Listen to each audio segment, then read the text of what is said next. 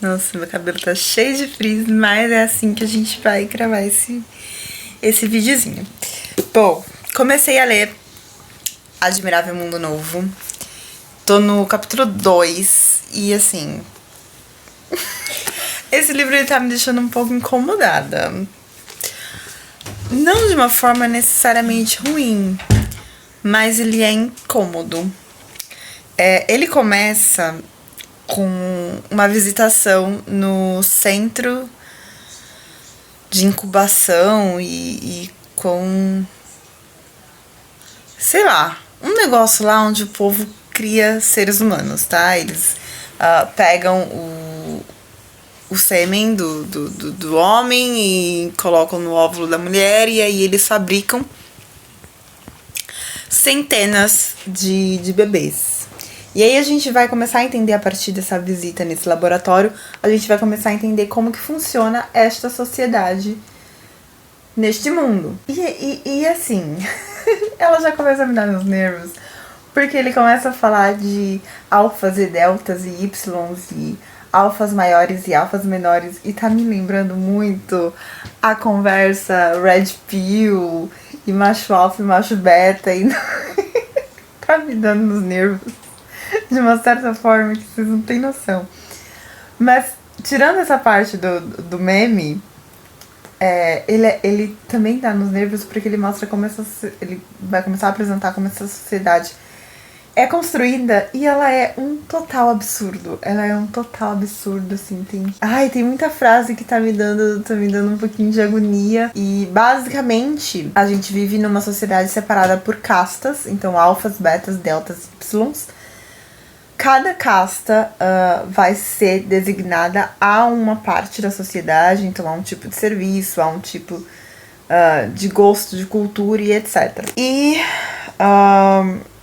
tudo isso acontece nesse centro, onde a partir do momento que eles fazem toda a questão da fecundação, na própria fecundação, eles têm um método de, por exemplo, né, a gente sabe que um espermatozoide pode fecundar um óvulo e nasce um bebê, ou então nasce gêmeos ou trigêmeos, enfim.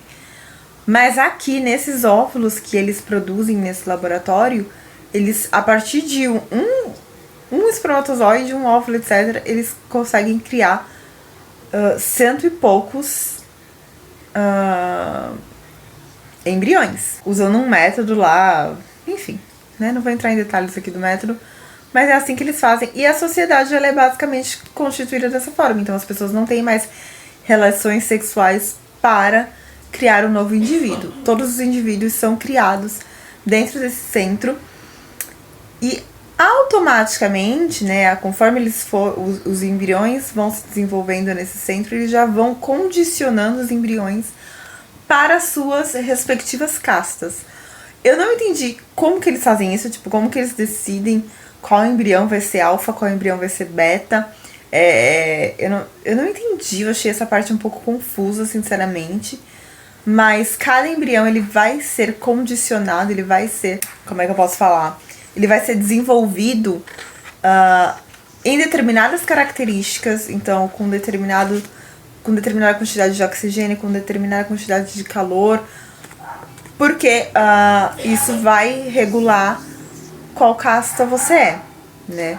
Então, embriões mais frágeis, embriões com pouco oxigênio, então que não desenvolvem muita inteligência, que não desenvolvem muita parte cerebral, por exemplo, eles ficam para as castas menores, que vão acabar se designando para trabalhos mais braçais, enfim, coisas que não exigem muito do seu intelecto. E assim vive a humanidade. Mas assim, a forma como ele vai contando tudo isso, eu acho um tremendo absurdo, assim. Me incomoda em alguns aspectos, mas é um livro interessante e vamos ver. Quando eu chegar lá pra página 100, ou caso alguma outra coisa aconteça assim de interessante, eu venho aqui falar com vocês.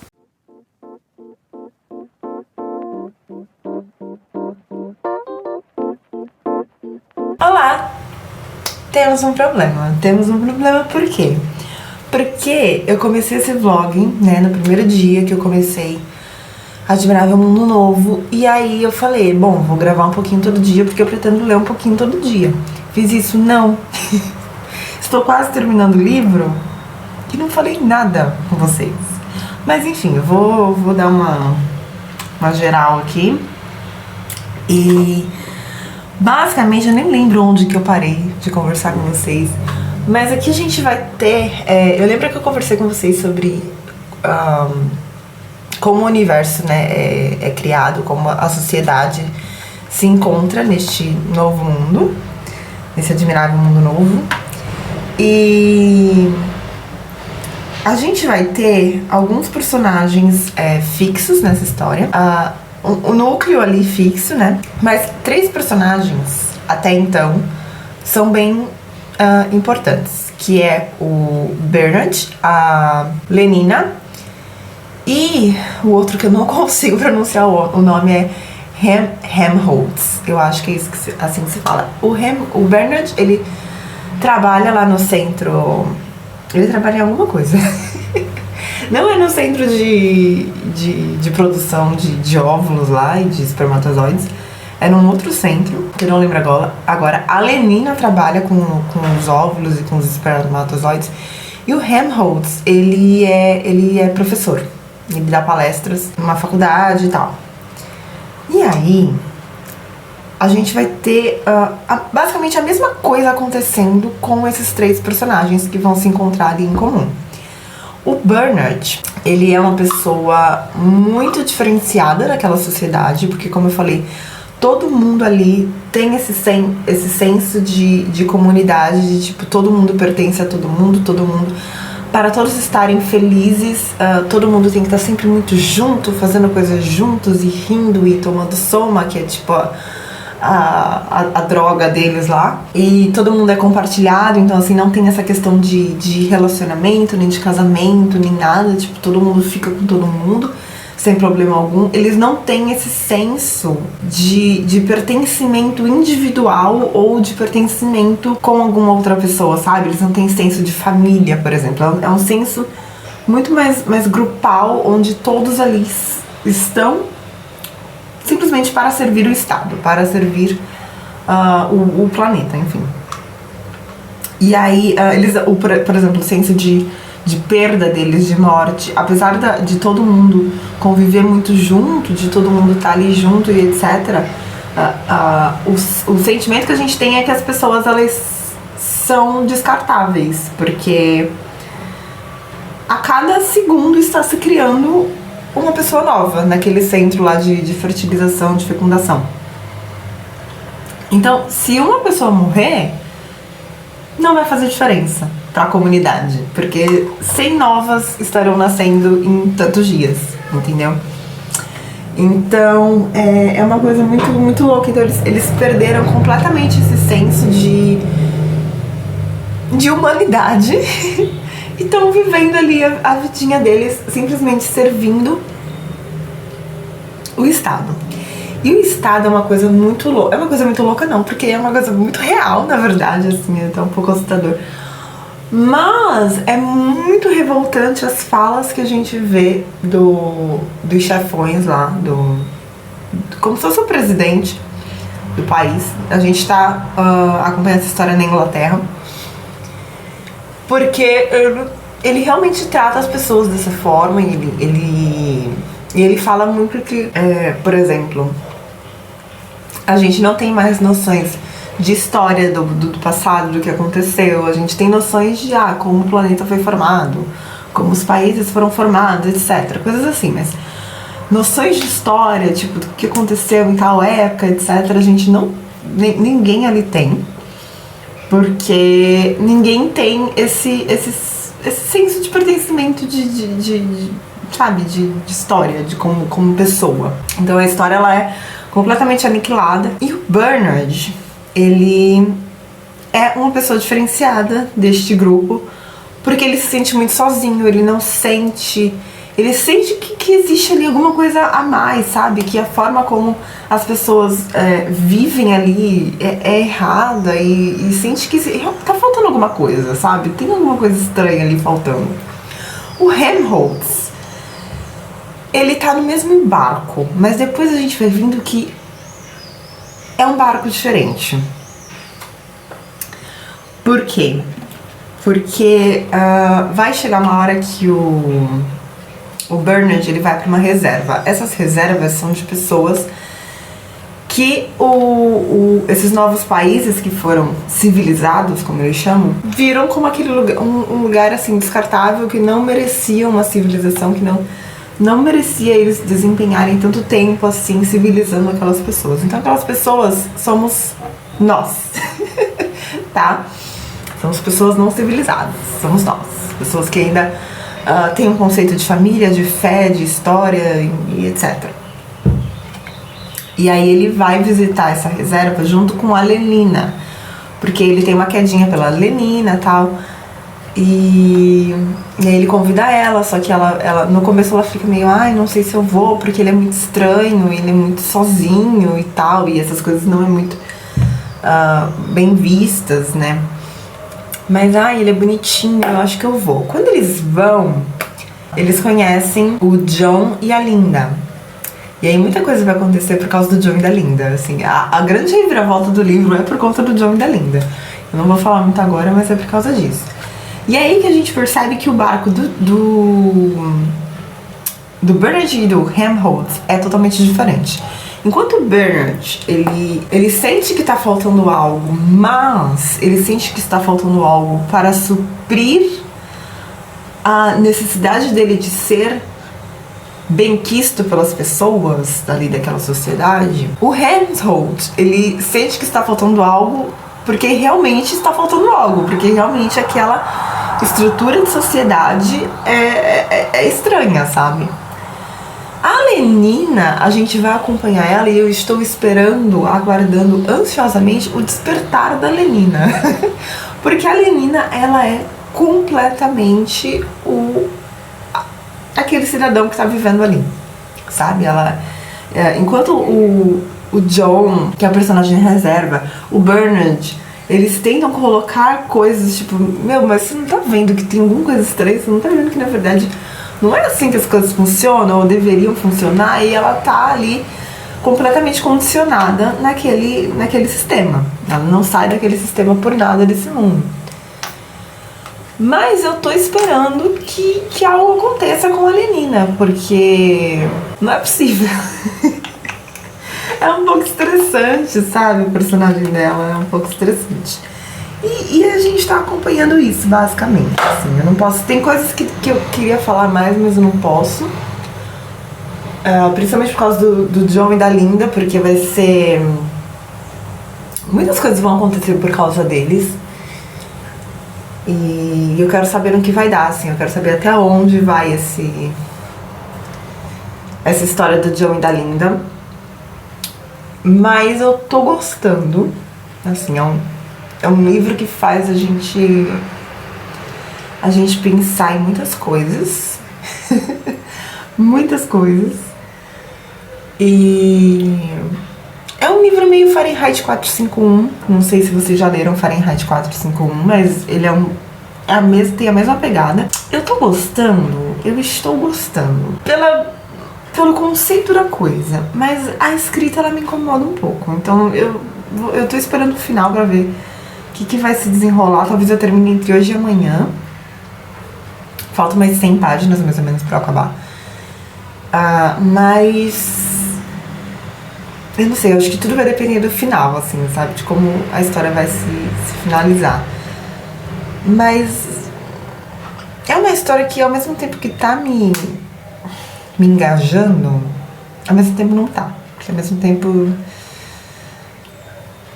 sei lá, tipo, às vezes eu esqueço de ler. Entendeu? Então, não sei, eu acho que por ter o mesmo conceito, mais ou menos, né? São enredos diferentes, são histórias diferentes, mas o conceito é o mesmo. Eu ainda tô preferindo Fahrenheit 451.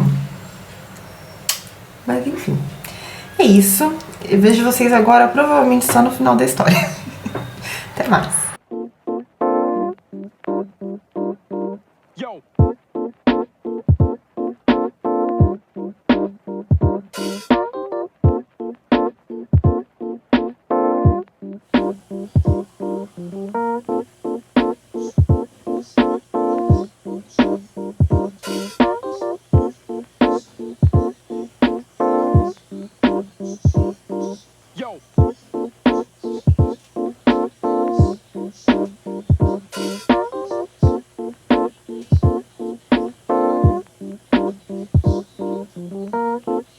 Oi! Tô aqui pra avisar que este vlog chegou ao fim, se é que ele teve, né? Se é que ele foi um vlog legítimo, porque eu, cada dia que passa, percebo que eu não sei gravar vlog e talvez eu nunca aprenda, mas a gente tenta, né? Enfim, terminei anteontem, hoje é dia 28 de outubro, e eu terminei Admirável Mundo Novo. Eu li ele, assim, muito rápido, apesar de não parecer, né? Eu fiquei alguns dias aqui sem aparecer, mas eu acho que eu li ele, assim, em uma semana ou menos. Porque tiveram dias que eu não li.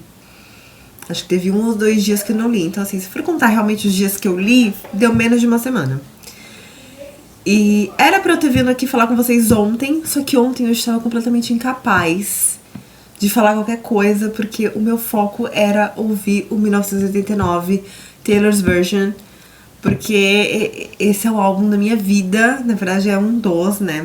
Eu sou, assim, completamente... Eu falo que Folklore e Evermore são a minha alma escrita naqueles álbuns, e Midnights é meio que minha vida atual. Então, tem muitos álbuns da minha vida, mas o 1989, ele foi durante muitos anos o álbum da minha vida, então ele tem um lugar muito grande no meu coração. E eu acho esse álbum a perfeição divina. Ele não tem uma música ruim. Como que pode um álbum não ter uma música ruim? Ele não tem. Ele é maravilhoso em tudo que se propõe, perfeito, magnífico. Enfim, eu tô completamente viciada em 1989, Taylor's Version.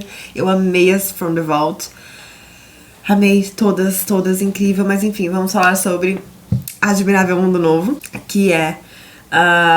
bom, já expliquei, né, sobre o que é o livro. Eu vou falar quais foram, então, as minhas considerações finais. As considerações finais é que eu esperava mais. Eu esperava mais.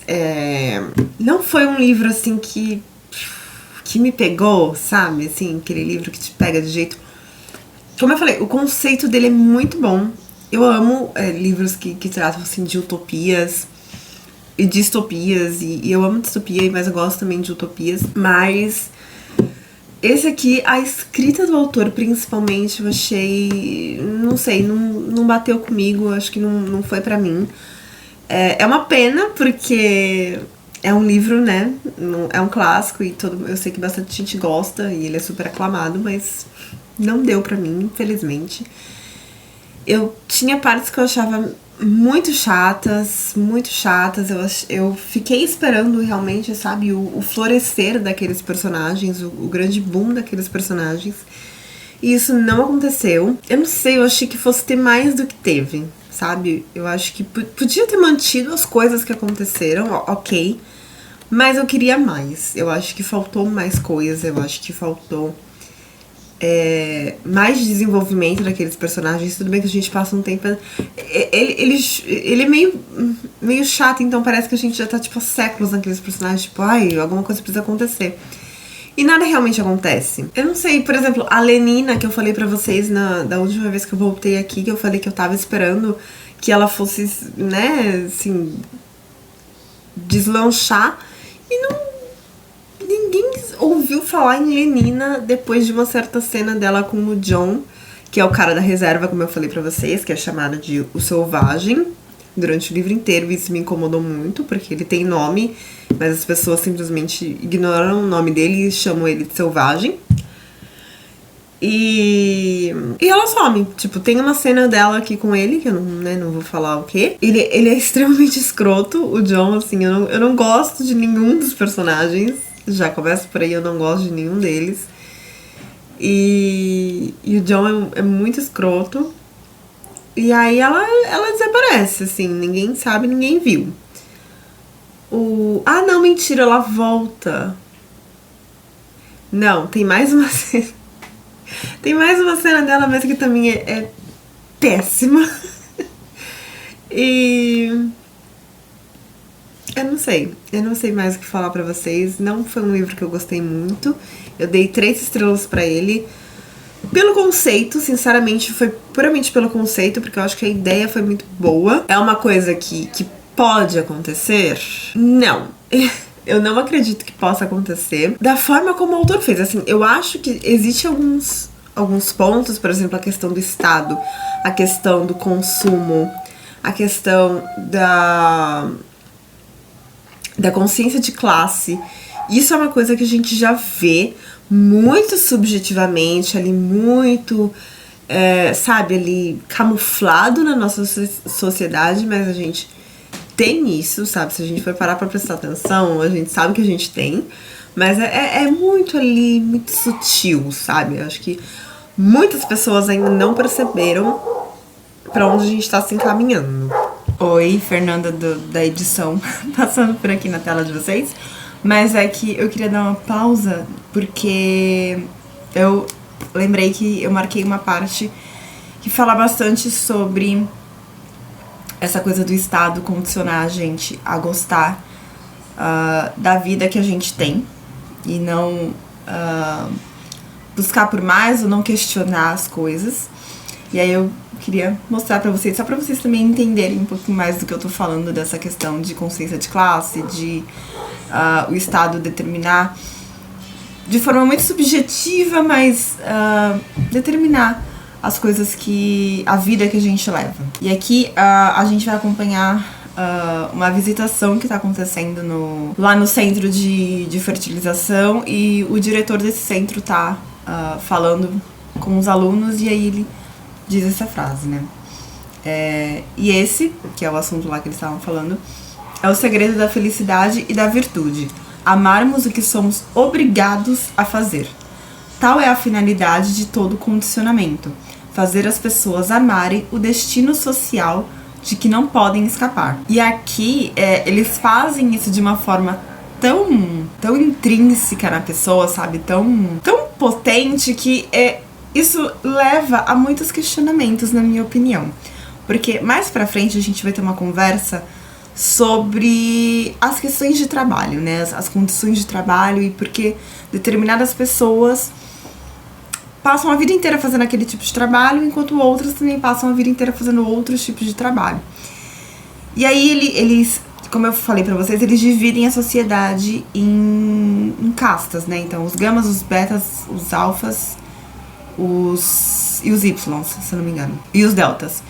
E cada um vai ter um trabalho. Os Y são as pessoas que trabalham, segundo eles, com empregos em que você não precisa usar o seu cérebro, ou você usa o mínimo possível. Então são trabalhos mais braçais, são trabalhos nas fábricas, que são trabalhos repetitivos, você não precisa pensar muito, você já faz ali automaticamente. São pessoas que trabalham nas fazendas, nas áreas rurais, onde você não que pessoas não precisem usar a cabeça. Eu achei essa definição horrível, porque eu me sinto completamente preconceituosa falando isso, mas é a definição que tem no livro. Mas enfim.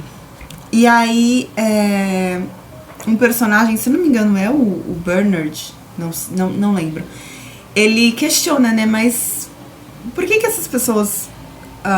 por que você não produz só alfas, né? Então só pessoas com um intelecto maravilhoso, com posições de trabalho milionárias e etc.